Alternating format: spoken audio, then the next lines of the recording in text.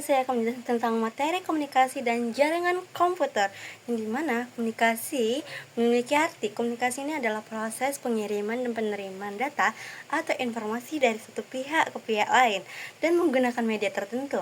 Dalam bidang teknologi informasi, komunikasi terjadi antar perangkat komputer atau perangkat digital dan memiliki beberapa tujuan seperti tujuan komunikasi, menyampaikan informasi, berbagai data, dan sumber daya mendukung kerja kerja jarak jauh untuk mempermudah koordinasi.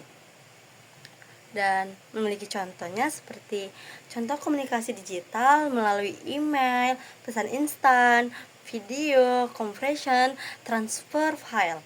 Dan di sini saya juga akan menjelaskan tentang adanya jaringan. Di mana jaringan ini adalah kumpulan dua atau lebih perangkat yang saling terhubung untuk berbagi data, informasi, dan sumber daya. Dan ada berbagai manfaat jaringan seperti berbagi akses internet, berbagi printer, dan penyimpanan mempercepat pertukaran data.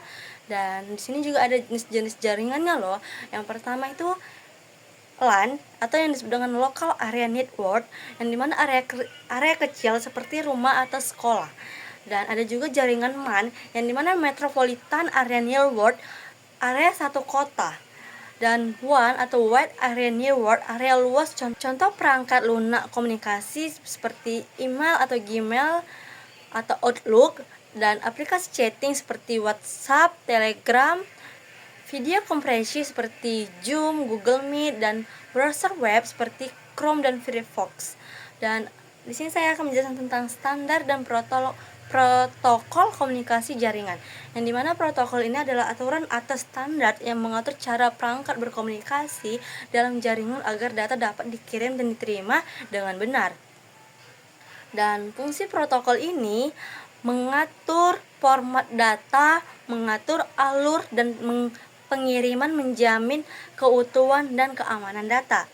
Dan di sini memiliki contoh protokolnya seperti TSP atau IP, yang dimana dasar komunikasi internet, atau HTTP atau HTTPS, yang dimana akses website. Dan di sini ada FTP, pengiriman file, dan SMTP, pengiriman email. Dan di sini juga saya ada menjelaskan tentang saluran komunikasi saluran. Di sini saya juga ada menjelaskan tentang saluran komunikasi, yang dimana saluran komunikasi ini adalah jalur yang digunakan untuk mengirimkan data dari pengiriman ke penerima. Dan jenis saluran komunikasi ini seperti saluran kabel atau yang dinamakan wire, dan ada juga saluran nil kabel atau yang disebut dengan wireless. Dan di sini juga ada saya jelaskan tentang perangkat komunikasi, yang dimana perangkat komunikasi ini adalah alat yang mendukung proses komunikasi dan pertukaran data dalam jaringan. Contohnya perangkat komunikasi ini seperti modem, router, switch, access point. Dan di sini juga saya ada menjelaskan tentang jaringan rumah, yang dimana jaringan rumah ini adalah berskala kecil yang digunakan untuk menghubungkan perangkat digital yang ada di dalam rumah atau yang di sekitarnya. Nah, perangkat yang terhubung seperti smartphone, laptop, smart TV, dan printer.